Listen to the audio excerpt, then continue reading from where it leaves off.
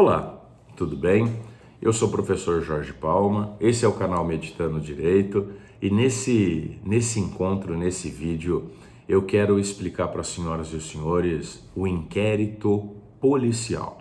Nesse vídeo, então, nós vamos conversar a respeito, principalmente, do direito processual penal, sobre a investigação preliminar, mais especificamente sobre o inquérito policial.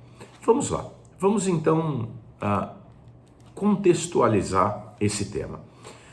Quando alguém pratica um crime, quando alguém pratica uma infração penal, o Estado, ele é o titular do ius puniendi, o Estado é o titular do poder de punir, o Estado deverá aplicar sobre o agente criminoso a sanção que está prevista, previamente prevista, no preceito secundário da norma penal incriminadora, a sanção que foi combinada pelo legislador para a prática daquela determinada infração penal. Perfeito. Mas o Estado não pode fazer isso de qualquer maneira. O Estado autolimitou o seu poder repressivo, o Estado deve obedecer a parâmetros e a limites para o exercício desse seu ius puniendi. O Estado, então, para poder aplicar a pena ao agente criminoso, deverá submetê-lo a uma ação penal, pois é através do processo que o Estado poderá exercer esse seu ius puniendi. É preciso, então, promover contra o agente criminoso uma ação penal para que se possa responsabilizá-lo criminalmente. Muito bem. O Estado, ele vai exercer aquilo que nós chamamos de persecutio criminis, ele vai realizar a persecutio criminis, a persecução penal. O que é persecutio criminis ou persecução penal? Persecutio criminis, também chamada de persecução penal, é todo o conjunto de esforços, é todo o conjunto de diligências que o Estado realiza do momento em que ele tomou conhecimento da prática de um crime até o momento que profere uma decisão final sobre este fato e a executa. Então, persecutio criminis é um conjunto de esforços, é um conjunto de diligências que o Estado realiza do momento em que ele toma conhecimento de que houve um crime até o momento em que profere uma decisão final sobre esse fato e a executa, se necessário for. Nós podemos então fracionar, nós podemos dividir essa persecutio criminis em fases, em 3 fases. A primeira fase é a investigação preliminar, a segunda fase, a ação penal. E se houver aqui, na ação penal, na segunda fase, a prolação de uma sentença penal condenatória, chegaremos na terceira fase, que é a execução dessa sentença lá na vara de execuções penais. Então, persecutio criminis, o conjunto de esforços, conjunto de diligências que o Estado realiza através dos seus órgãos, através dos seus agentes, do momento em que ele toma conhecimento do crime até o momento que profere uma decisão final e a executa. Dividimos, fracionamos essa persecutio criminis em 3 etapas ou em 3 fases. A primeira delas, a fase da investigação preliminar, é nessa primeira fase que ocorrerá, que se dará o inquérito policial, é nessa primeira fase que ocorrerá o PIC elaborado pelo Ministério Público. Na segunda fase, nós temos a ação penal e na terceira fase, se necessário, a execução penal. Muito bem, mas por que precisamos dessa fase da investigação preliminar? Por que não começamos logo direto na ação penal? Por alguns motivos que são bem fáceis de entender. O primeiro deles é que o simples fato de se expor alguém a uma ação penal já traz para ela prejuízo. E por que traz prejuízo de cara para essa pessoa?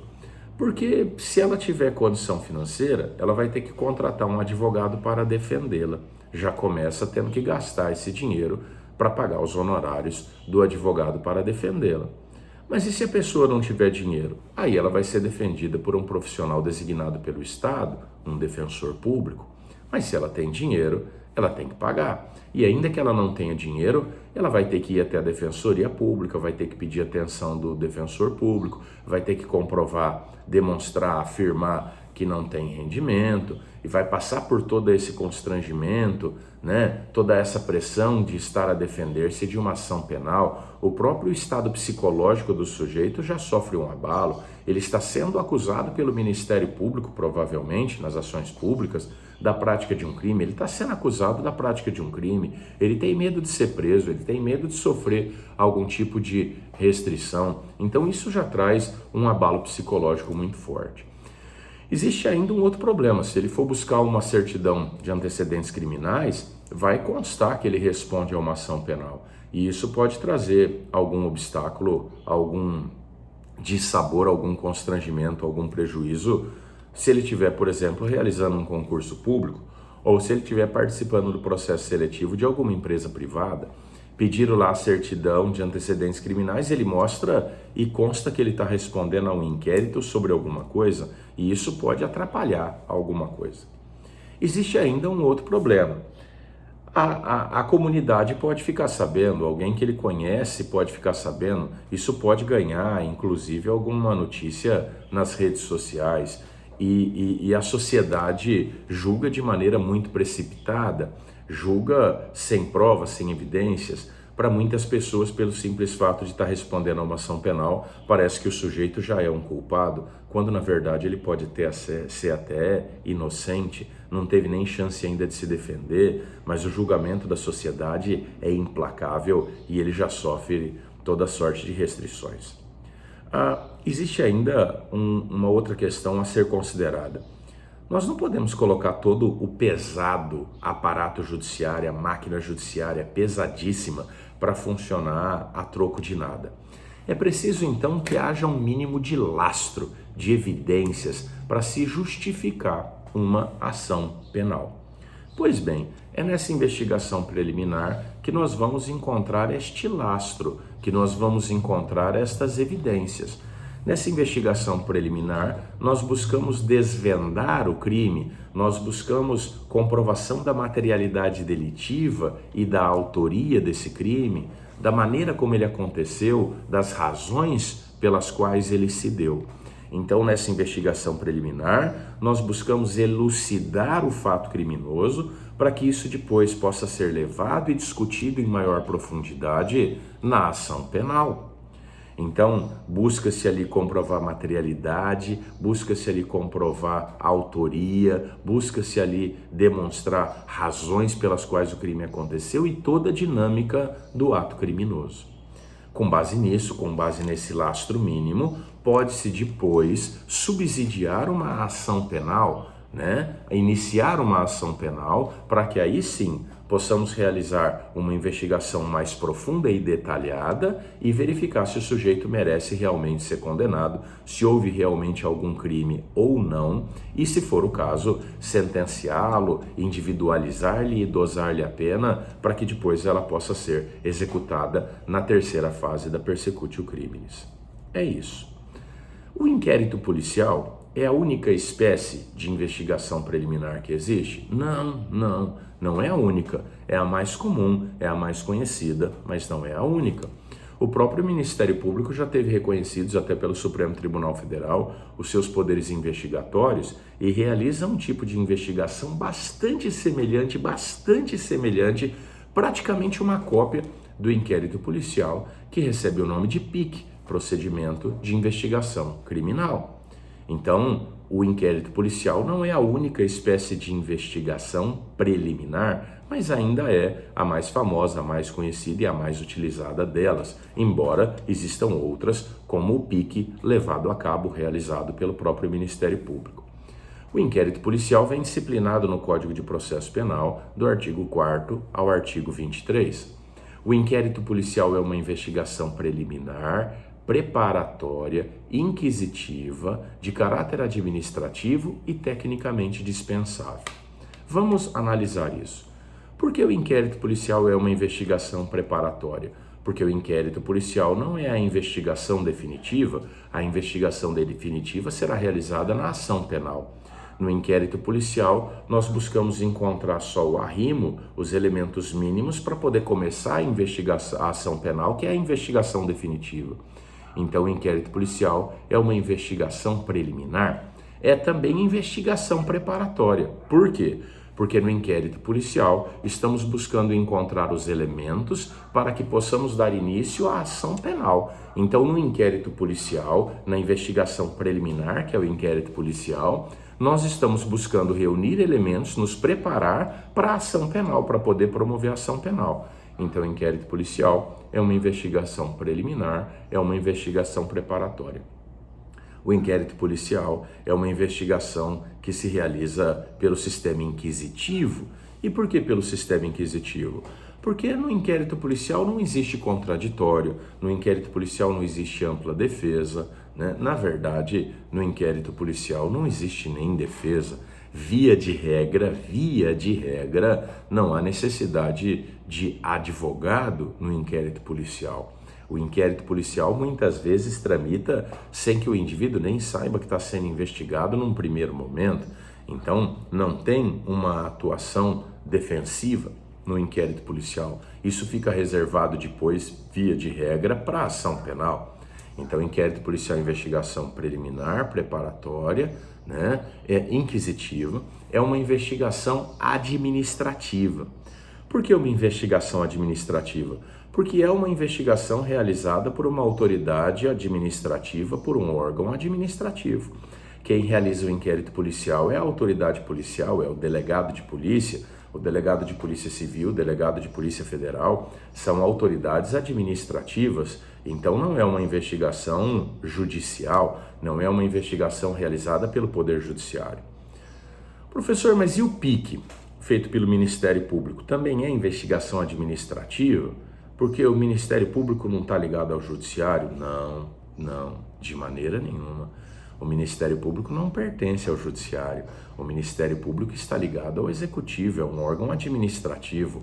Portanto, o procedimento de investigação criminal realizado pelo órgão do Ministério Público é também, e de maneira semelhante ao inquérito, uma investigação preliminar, preparatória de caráter administrativo.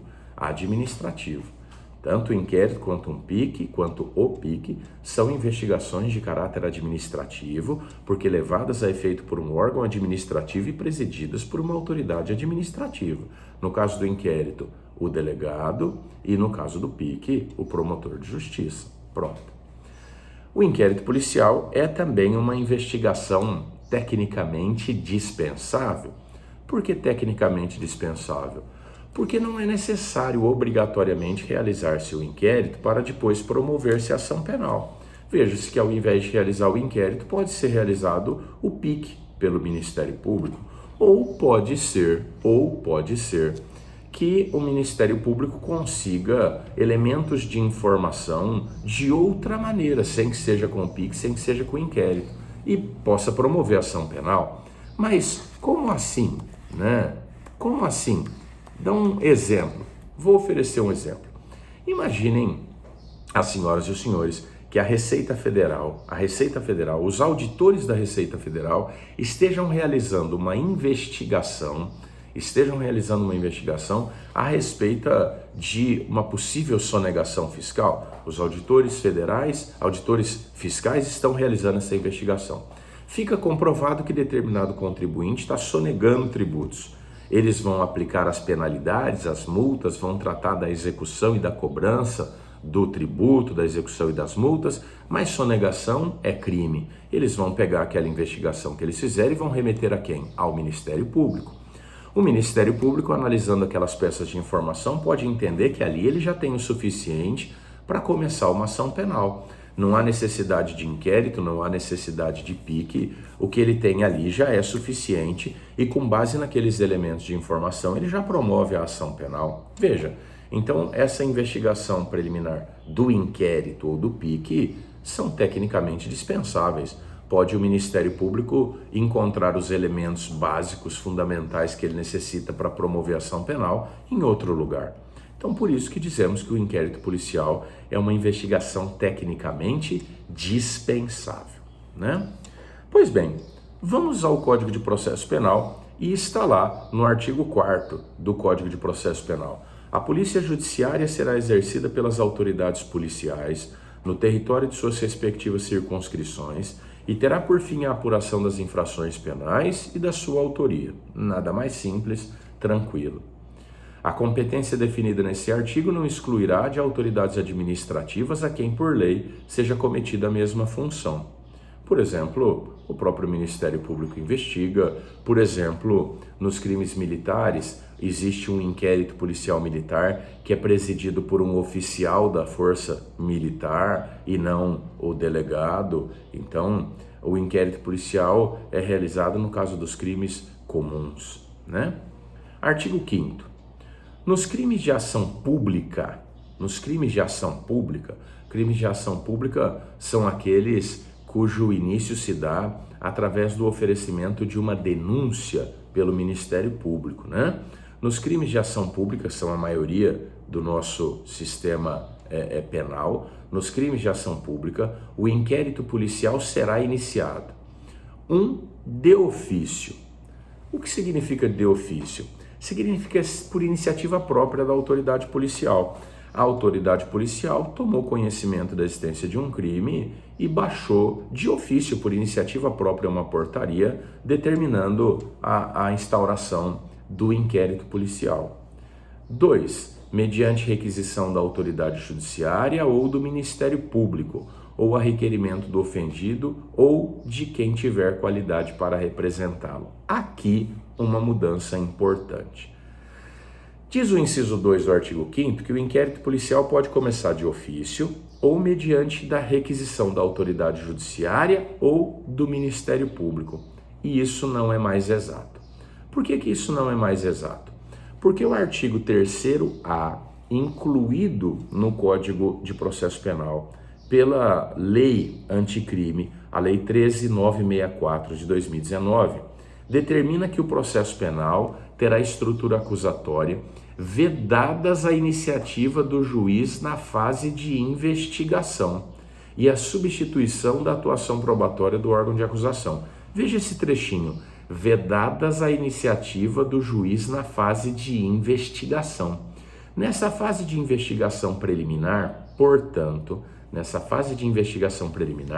o juiz não pode ter nenhuma iniciativa, ou seja, ele não pode mais, na forma do artigo 5º, inciso 2, ele não pode mais requisitar a instauração da investigação. Ele não pode mais requisitar a instauração do inquérito policial, porque estão vedadas as suas iniciativas na fase da investigação preliminar, da fase da investigação criminal. Então, esse trecho do artigo 5º, inciso 2 do Código de Processo Penal, que diz ali, mediante requisição de autoridade judiciária, ele não existe mais. Houve aqui uma revogação tácita desta parte do dispositivo. Perceba, o restante continua intacto. O Ministério Público pode requisitar a instauração de inquérito policial e o ofendido pode requerer a instauração do inquérito policial normalmente. Apenas a autoridade judiciária, apenas o juiz é que não pode mais requisitar, porque foram vedadas, foram excluídas todas as suas iniciativas na investigação preliminar, na investigação criminal. O juiz não pode mais. Houve aqui uma revogação parcial, então, do Código de Processo Penal e desse inciso do artigo 5º. Tudo bem? Então faça aí a sua anotação. O juiz não pode mais requisitar a instauração de inquérito policial. Parágrafo 1º do artigo 5º diz assim: o requerimento a que se refere o número 2, o inciso 2, conterá sempre que possível a narração do fato com todas as suas circunstâncias, a individualização do indiciado e seus sinais característicos e as razões de convicção ou de presunção de ser ele o autor da infração ou os motivos de impossibilidade de o fazer, a nomeação das testemunhas com indicação de sua profissão e residência. O parágrafo 1º diz que apenas o requerimento que está mencionado no inciso 2 deve conter isso. O requerimento é aquele formulado pelo ofendido ou quem tiver qualidade para representá-lo. Dá a impressão, num primeiro momento, que a requisição firmada pelo Ministério Público não precisaria apresentar esses elementos, mas está errado. Precisa também. Porque, veja, como pode o Ministério Público requisitar a instauração de um inquérito sem narrar o fato e as suas circunstâncias, sem individualizar o indiciado ou indicar ou apontar, ainda que resumidamente, quem o seja, sem apontar eventuais testemunhas. Quer dizer, não tem como o Ministério Público requisitar o delegado à instauração de inquérito sem fornecer elementos mínimos sobre qual fato deverá ser investigado e analisado nesse inquérito. Então, embora o legislador tenha colocado aqui no parágrafo 1º do artigo 5º, o requerimento a que se refere o número 2 conterá sempre que possível, na verdade, isto aplica-se também à requisição feita pelo Ministério Público. Lembrando, mais uma vez, que por conta da inovação trazida no artigo 3º-A, introduzido no Código de Processo Penal pela Lei Anticrime, o juiz não pode mais requisitar a instauração de inquérito. Diz o parágrafo 2º. Do despacho que indeferir o requerimento de abertura de inquérito, caberá recurso para o chefe de polícia. Chefe de polícia, diretor de polícia, secretário de segurança pública, mas isso não é mais necessário, é contraproducente. Explico. Do despacho que indeferir o requerimento de abertura de inquérito. Então, quem é que faz requerimento de abertura de inquérito? O ofendido ou quem legalmente o represente. Imagine então que o ofendido, a pessoa que foi vítima de um crime, faça o requerimento para abertura de um inquérito policial e protocole lá na delegacia. Imagine que o delegado indefira esse requerimento. O delegado indefira esse requerimento. Veja, a pessoa o indivíduo ao invés de fazer um recurso para o chefe de polícia, melhor será se ele levar esse seu requerimento até o Ministério Público. Doutor promotor, fiz um requerimento aqui para a instauração de um inquérito, o delegado o indeferiu, entendo que o delegado agiu de maneira injusta e indevida, analise por favor. E o promotor de justiça, o Ministério Público, se entender que o delegado não tem razão, poderá requisitar a instauração de inquérito ali mesmo. Então é muito mais fácil, é muito mais rápido do que fazer recurso ao chefe de polícia, ao diretor de polícia, que às vezes nem está naquela cidadezinha, está lá na capital. Então, se na sua cidadezinha no interior foi lá, fez um requerimento na delegacia para instauração de um inquérito, o delegado indeferiu, não quis fazer o inquérito, tranquilo, vai ao Ministério Público da comarca, leva isso ao promotor. Se o promotor entender que o delegado tem razão, ele vai dizer, não, aqui o delegado tem razão, isso aqui é bobagem, isso aqui não é caso de inquérito mesmo, não. Agora, se o promotor entender que o delegado está errado, o Ministério Público requisita a instauração do inquérito e aí o delegado já não pode mais indeferir, porque existe uma diferença entre o requerimento e a requisição. O Ministério Público requisita. Requisitar é um pedido praticamente irrecusável. O delegado não pode indeferir uma requisição do Ministério Público. Ele, quando muito, pode justificar-se pelo fato de não fazer o inquérito, mas ele deverá justificar-se sob pena de responder até criminalmente. Então, raramente isso vai acontecer. A requisição do Ministério Público é quase uma ordem para que o inquérito se faça. Já o requerimento formulado pelo ofendido ou quem legalmente represente é um pedido, e como todo pedido vai ser analisado pela autoridade policial, que vai poder deferir ou indeferir, e mais, a lei não exige, a Constituição não exige que o delegado decida de maneira fundamentada, porém o correto é que o delegado, ao indeferir o requerimento de instauração de um inquérito, o faça de maneira fundamentada para precaver-se, porque amanhã ou depois alguém pode querer discutir isso, por que o delegado indeferiu? Então, melhor que ele o faça de maneira fundamentada. É o correto, é o que recomenda a doutrina e a jurisprudência. Diz o parágrafo 3º do artigo 5º. Qualquer pessoa do povo que tiver conhecimento da existência de infração penal, de que caiba ação pública, poderá verbalmente ou por escrito comunicá-la à autoridade policial e esta, verificada a procedência das informações, mandará instaurar inquérito. Vejam que existe aí um verbo que é o verbo poderá. Qualquer pessoa do povo que tomou conhecimento da existência de uma infração que cabe ação pública, poderá, verbalmente ou por escrito, comunicá-lo à autoridade policial. Por que poderá e não deverá? Porque o Estado não estabelece isso como um dever. Porque a pessoa que vai lá e comunica para a autoridade policial que tomou conhecimento da prática de um crime, ela pode sofrer algum tipo de prisão, ela pode sofrer algum tipo de represália. Provavelmente quem praticou esse crime não vai gostar dela ter feito isso. Então o Estado não exige, não obriga que as pessoas assumam esse risco. Por isso que ele coloca aí poderá.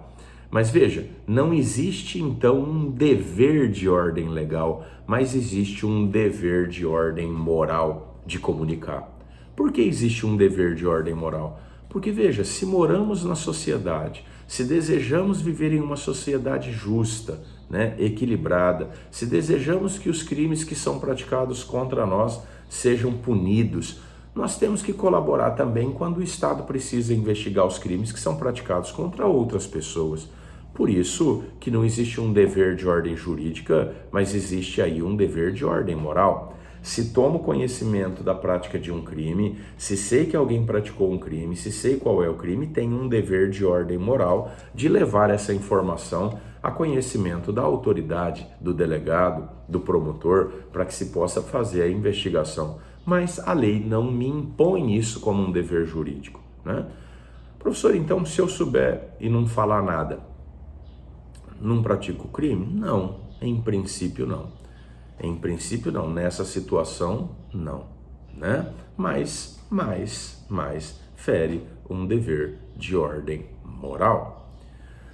Diz ainda o parágrafo 4º. O inquérito, nos crimes em que a ação pública depender de representação, não poderá sem ela ser iniciado. Existem crimes que exigem representação, para que possam ser denunciados, para que possa haver ação penal. A representação é uma condição de procedibilidade. A representação é uma autorização para que os órgãos de persecução procedam. Pois bem, se estivermos tratando de um crime em que a lei exige a representação como condição para que se tenha a ação penal, sem essa representação, o delegado também não poderá instaurar o inquérito. Se a lei exige a representação para a ação penal, essa representação automaticamente ela é exigida também para o inquérito policial. O que ocorre muitas vezes é que lá na delegacia, o delegado não tem, num primeiro momento, condição de avaliar qual é o crime. Alguém praticou um ilícito, mas não dá para saber num primeiro momento exatamente qual é o crime. Então, inicia-se a investigação, o inquérito, e durante essa investigação é que o delegado analisa direitinho o que aconteceu e aí ele pode fazer a tipificação, verificar em qual dispositivo legal aquela conduta se amolda, se encaixa, subsume-se, E aí é que ele vai perceber que se tratava de um crime para o qual a lei exige representação. Algum problema nisso? Nenhum. Se ele não tinha como saber desde o primeiro momento, não tem problema nenhum. Agora, se já no primeiro momento, ele percebe que se trata de um crime para o qual a lei exige a representação, sem essa representação, ele não vai dar início ao inquérito policial. Diz ainda o parágrafo 5º, do mesmo artigo 5º. Nos crimes de ação privada, a autoridade policial somente poderá proceder a inquérito a requerimento de quem tenha qualidade para intentá-lo. Nos crimes de ação penal privada, sabem as senhoras e os senhores, quem promove a ação penal é o próprio ofendido ou quem legalmente o represente através de um advogado, porque é necessário ter capacidade postulatória para estar em juízo, Ora, se nos crimes de ação penal privada é o próprio ofendido quem dá início à ação penal, não há de se pensar num inquérito policial que se inicie sem a sua iniciativa, sem que ele ou requeira. Então, em se tratando de crime de ação penal privada, para que o delegado possa instaurar o inquérito, é necessário que o ofendido ou quem legalmente o represente requeira à autoridade policial a realização do inquérito. Vai lá e vai requerer, vou pedir para o delegado para instaurar o inquérito. Aí, então, o delegado instaura. De novo, volto a lembrar que às vezes, num primeiro momento, a autoridade policial soube da ocorrência de um crime, mas não sabe exatamente qual o crime, e começa a investigação. Depois, no decorrer dessa investigação, no decorrer do inquérito policial, é que o delegado percebe, olha, mas aqui era um crime de ação penal privada. E em ação penal privada só começa o inquérito com requerimento, e eu fiz sem requerimento. Tem algum problema? Nenhum, porque naquele primeiro momento ele não sabia de que crime se tratava, então nenhum problema. Agora, se desde o primeiro instante ele já se apercebe do fato de que se trata de um crime de ação penal privada, então, sem o requerimento, ele não iniciará o inquérito policial. Perfeito? Chegamos ao artigo 6º. Logo que tiver conhecimento da prática da infração penal, a autoridade policial deverá. E aqui no artigo 6º, nós temos um rol de iniciativas, um rol de diligências que devem ser realizadas pela autoridade policial. Temos um rol. Esse rol é taxativo? Não. Existem aqui apenas algumas iniciativas, algumas diligências que o legislador considerou de tal modo relevantes e importantes que as quis relacionar e fez aqui uma pequena lista. Mas as iniciativas do investigador, do delegado, do promotor, se for o caso de um PIC, não se resumem a isso. As iniciativas da autoridade policial não se resumem a isso. Então aqui nós temos uma pequena lista de iniciativas que cabem à autoridade policial. Além destas, ele vai realizar muitas outras. Temos aqui, por exemplo, dirigir-se ao local providenciando para que não se alterem o estado e conservação das coisas até a chegada dos peritos criminais. Isso é bastante importante, embora na prática nem sempre seja realizado. Por que é importante o delegado ir ao local do crime? Porque é o delegado que vai fazer a investigação. E se ele vai até o local, ele pode olhar o cenário, ele pode ali ter ideias a respeito de perícias, de exames que ele possa realizar sobre aquele fato. Então, se o delegado vai até lá e vê tudo com os olhos dele, ele pode já começar a raciocinar sobre a linha de investigação que ele vai adotar. Quando o delegado não pode fazer isso pessoalmente, as informações lhe são trazidas pelos seus agentes, pelos seus investigadores que vão até lá e fazem os relatórios e trazem à autoridade policial. Apreender objetos que tiverem relação com o fato após liberados pelos peritos criminais, diz o inciso 2, todo tipo de objeto, uma arma de fogo, uma faca, uma pedra, um pedaço de pau, um pedaço de ferro, celulares, computadores, eletrônicos, joias, carro, moto, qualquer objeto que tenha sido utilizado na prática da ação ilícita ou esteja de alguma maneira relacionado com a ação ilícita. Tudo que tiver ali vai ser apreendido para ser analisado, para ser periciado. Então, usou uma pedra para macetar a cabeça do sujeito, tá? Aqui a pedra tem sangue, tem couro cabeludo, tem fio de cabelo, massa encefálica. Vamos apreender essa pedra para mandar para a perícia. Vamos periciar a pedra para comprovar que essa pedra foi o instrumento utilizado para praticar o crime de homicídio ou de agressão, né? Temos aqui uma faca ensanguentada. Vamos apreender essa faca, mandar fazer exame nesse sangue, verificar se existem aqui digitais. Uma arma de fogo, vamos aprender a cápsula do projétil da arma de fogo, vamos aprender. Tudo isso vai ser feito o exame depois e pode ser fundamental para desvendar o crime, para desvendar a prática criminosa. Diz ainda o dispositivo legal, inciso 3, colher todas as provas que servirem para o esclarecimento do fato e suas circunstâncias, tranquilo.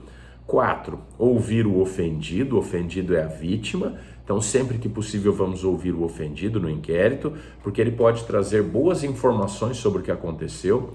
É preciso analisar com calma porque está emocionalmente envolvido na prática ilícita, mas é sempre importante ouvi-lo porque ele pode trazer informações importantes que vão subsidiar depois os trabalhos de investigação.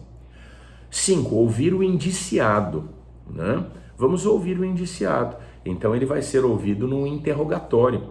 Veja, é importante lembrar que ele não é obrigado a falar, porque tem aquele princípiozinho, nemo tenetur si detegere, né? Ninguém é obrigado a produzir prova contra si mesmo. O acusado, o investigado, o indiciado, ele não é obrigado a falar nem em juízo, nem para o juiz ele precisa responder. Imagina no inquérito para o delegado, ele pode muito bem estar até sem advogado, né? Nem foi orientado ainda, sei lá. Então ele não é obrigado a falar. Ele não é. Ele vai falar que se ele quiser. E o próprio delegado, antes de fazer o interrogatório, é obrigado a informar para ele que ele tem direito de permanecer em silêncio e que ele só responde se ele quiser e o que ele quiser, né? Proceder a reconhecimento de pessoas e coisas e a acareações. Então pode fazer o reconhecimento de pessoas, pode fazer reconhecimento de um objeto qualquer e acareações. Acareações é colocar frente a frente, cara a cara, tete a tete, duas pessoas que deram informações contraditórias ao serem ouvidas. E nós colocamos elas frente a frente e vamos fazer perguntas para tentar descobrir quem é que está mentindo, quem é que está alterando a verdade. Determinar, se for o caso, que se proceda a exame de corpo de delito e a quaisquer outras perícias. Então, o delegado vai solicitar a realização desses exames. Ordenar a identificação do indiciado pelo processo datiloscópico, se possível, e fazer juntar aos autos sua folha de antecedentes. Processo datiloscópico, aquele do dedinho, se for necessário. Se o sujeito não for civilmente identificado, vamos determinar essa identificação. Fazer juntar aos autos a folha de antecedentes, que no meio policial recebe o apelido de capivara, é a ficha corrida do sujeito. Averiguar a vida pregressa do indiciado sob o ponto de vista individual, familiar e social, sua condição econômica, sua atitude e estado de ânimo antes e depois do crime e durante ele, e quaisquer outros elementos que contribuírem para a apreciação do seu temperamento e caráter. É um troço difícil de fazer, mas o delegado, conforme for ouvindo as testemunhas e as pessoas que conheçam aquele sujeito, pode fazer perguntas para ir tentando elucidar essas questões. Colher informações sobre a existência de filhos, respectivas idades e se possuem alguma deficiência e o nome e o contato de eventual responsável pelos cuidados dos filhos indicado pela pessoa presa.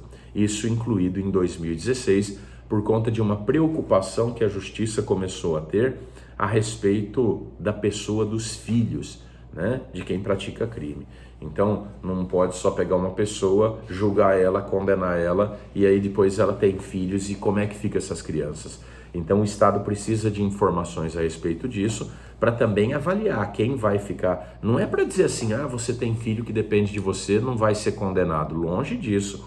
Mas é dizer assim, você vai ser condenado e você tem filhos, então vamos ver com quem que vão ficar os seus filhos, né? Essa é a situação.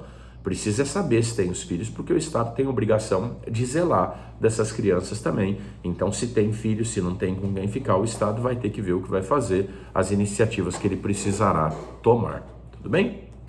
Artigo 7º. Para verificar a possibilidade de haver a infração sido praticada de determinado modo, a autoridade policial procederá à reprodução simulada dos fatos, desde que esta não contraria a moralidade ou a ordem pública. Esta reprodução simulada dos fatos que o delegado pode fazer é o que as pessoas costumam chamar de reconstituição do crime. Reconstituição do crime é um apelido, o nome técnico da diligência é a reprodução simulada dos fatos. Trata-se de uma diligência bastante importante. Através da reprodução simulada dos fatos, nós podemos analisar uma determinada dinâmica para confirmá-la ou excluí-la. Existe uma suspeita de que o crime aconteceu mais ou menos assim. Ótimo! Vamos fazer a reprodução simulada para ver se o crime pode realmente ter acontecido dessa maneira ou não. Então, através da reprodução simulada, nós confirmamos ou nós excluímos uma determinada hipótese.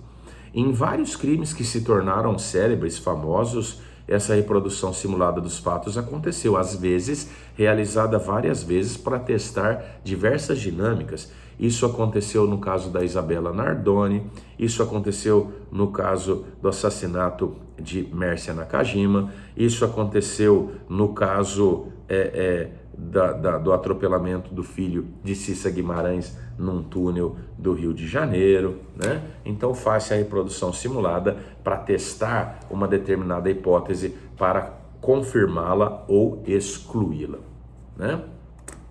O artigo 9º diz: todas as peças do inquérito policial serão não só processadas, reduzidas a escrita ou datilografadas e, nesse caso, rubricadas pela autoridade.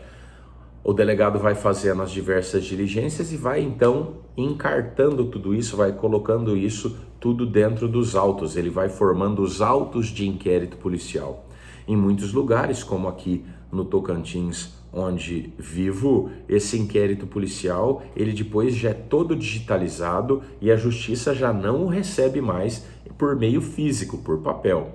Ele é digitalizado e é enviado para a justiça de maneira digitalizada, né? Ele é só virtual. O inquérito físico permanece na delegacia, não segue mais para o judiciário não recebe mais o inquérito físico, só virtual. Então, tudo é feito, é documentado, é colocado ali, depois é digitalizado para encaminhar ao judiciário. O artigo 10. O inquérito deverá terminar no prazo de 10 dias, se o indiciado tiver sido preso em flagrante ou estiver preso preventivamente, contado o prazo nessa hipótese a partir do dia em que se executar a ordem de prisão, ou no prazo de 30 dias, quando estiver solto, mediante fiança ou sem ela. Então, prazo do inquérito, prazo geral do artigo 10 do Código de Processo Penal, 10 dias se o investigado estiver preso, 30 dias se o investigado estiver solto. Aqui, algumas observações importantes. Primeiro, esse prazo é regra geral, né? Lei especial pode alterar esse prazo. Então, esse prazo é regra geral, lei especial pode alterar esse prazo. Outra observação importante. Se nós formos ao artigo 3º-B, incluído no Código de Processo Penal pela Lei Anticrime, e nós formos ao inciso 8 do artigo 3º-B, está lá escrito que o juiz das garantias pode prorrogar o prazo de duração do inquérito, então, estando o investigado preso, em vista das razões apresentadas pela autoridade policial e observado o disposto no parágrafo 2º desse artigo. Diz o parágrafo 2º: se o investigado estiver preso, o juiz das garantias poderá, mediante representação da autoridade policial e ouvido o Ministério Público, prorrogar, uma única vez, a duração do inquérito por até 15 dias, após o que, se ainda assim a investigação não for concluída, a prisão será imediatamente relaxada. Então veja, o inquérito policial, estando o sujeito preso, né, tem prazo de 10 dias, estando ele solto, prazo de 30 dias. Porém, o artigo 3º-B, inciso 8 e parágrafo 2º, permitem, no caso do indiciado estar preso, do investigado estar preso, que o juiz prorrogue o prazo do inquérito policial por mais 15 dias. Então, o sujeito, ao invés de permanecer preso durante o inquérito por apenas 10 dias, poderá permanecer por 25, 10 mais 15. Evidentemente, essa decisão precisa ser fundamentada pelo juiz e o juiz não pode tomar essa iniciativa de ofício, ele deverá ser provocado pela autoridade policial. O delegado vai pedir a prorrogação, tem que pedir antes do prazo de 10 dias encerrar, o juiz vai ouvir o Ministério Público para colher o seu parecer e depois o juiz decide se defere ou indefere essa prorrogação. Tudo bem? Então, o juiz poderá prorrogar por mais 15 dias. O artigo 10, parágrafo 1º estabelece: a autoridade policial, o delegado, fará minucioso relatório do que tiver sido apurado e enviará os autos ao juiz competente. Esse relatório, ele precisa ser muito equilibrado. No relatório, o delegado não deve funcionar nem como juiz, ele não está julgando ninguém, nem como promotor, ele não está acusando, nem como advogado, ele não está defendendo. Então ele fará um relatório técnico e muito bem elaborado, aonde ele vai descrever as diligências e a investigação que foi realizada. Então ele vai pegar e vai descrever a investigação, vai evidenciar, vai colocar ali quais as diligências que foram realizadas e aí então vai encaminhar isso. Na verdade, diz aqui o parágrafo 1º que encaminhará ao juiz, mas com a nova dinâmica estabelecida pela lei anticrime, ele vai encaminhar isso direto ao Ministério Público. Ele vai encaminhar ao Ministério Público. Por quê? Porque cabe ao Ministério Público analisar esse inquérito e verificar se vai oferecer uma denúncia ou não, ou se precisa ser realizada alguma diligência complementar. Então hoje o delegado envia isso direto, pode enviar direto ao Ministério Público. No relatório, poderá a autoridade indicar testemunhas que não tiverem sido inquiridas, mencionando o lugar onde possam ser encontradas. Veja, existem crimes onde é difícil encontrar testemunha, mas existem crimes também onde tem testemunha demais. O crime foi praticado na frente de um monte de gente e o delegado vai ter que ouvir aquele tanto de gente? Não, ele ouve lá 3 ou 4, meia dúzia, conseguiu evidenciar o que ele queria, ele encerra. E aí ele pega e só relaciona as outras testemunhas que existem e diz, olha, além destas testemunhas que eu inquiri, existem estas outras aqui.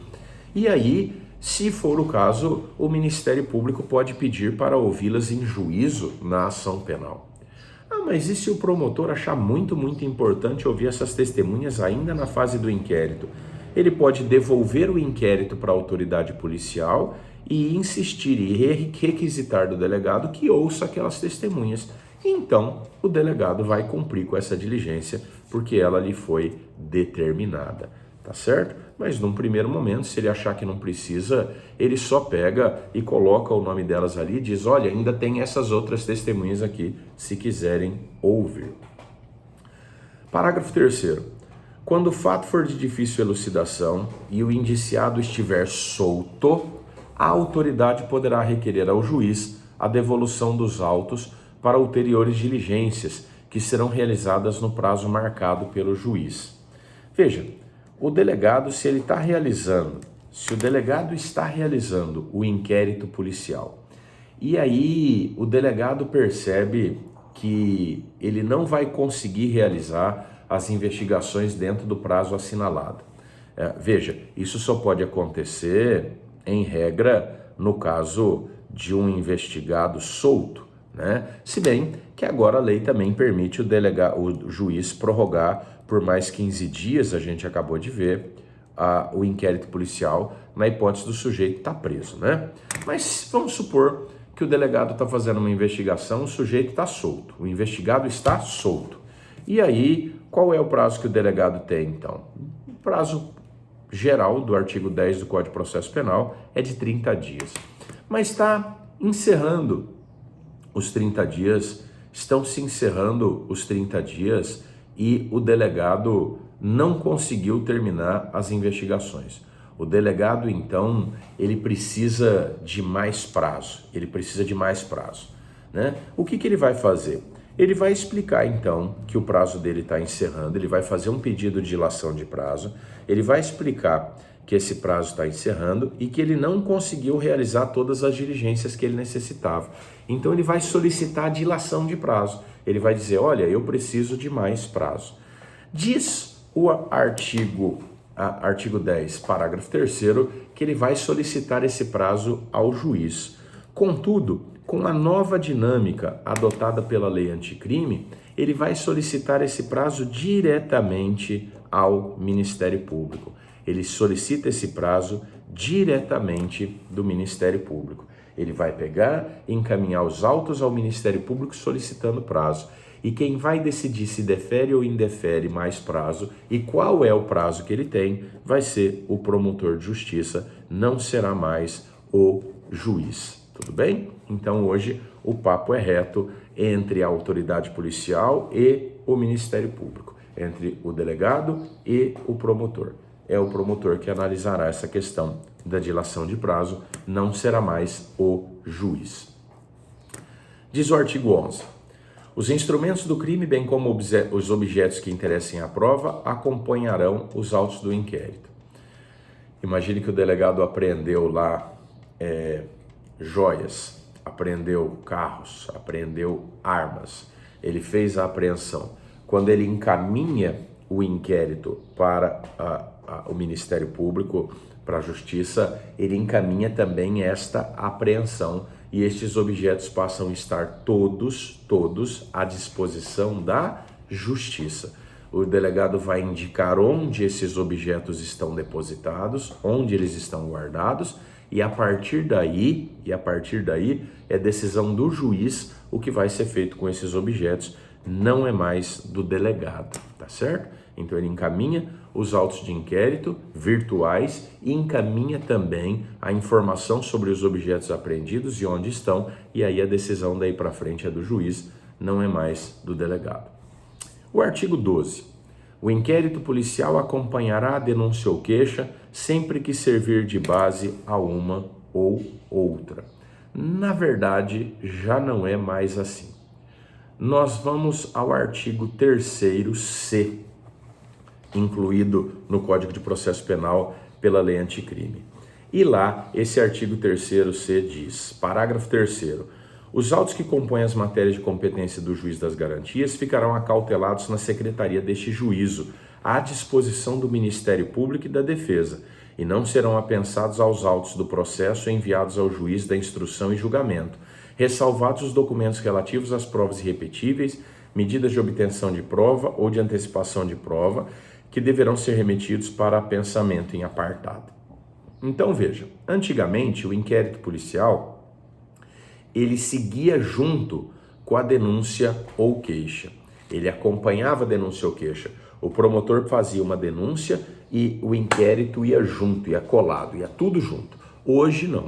O promotor vai fazer a denúncia, ele vai separar só os elementos que ele precisa para subsidiar o pedido dele e vai oferecer a denúncia. Não segue o inquérito inteiro, mas o inquérito fica lá, acautelado, guardado na secretaria, para que as partes possam manuseá-lo, analisá-lo e extraírem dali o que for necessário, seja para a acusação, seja para a defesa. Mas o inquérito não segue mais junto, inteiro, ele não vai todinho. Só vai aquilo que as partes acharem necessário, que dele retirarem para incluir lá na defesa, na denúncia, para encaminhar para a ação penal. Tudo bem? Então, diz ainda, para a gente encerrar essa nossa partezinha, diz ainda o artigo 13 do Código Penal.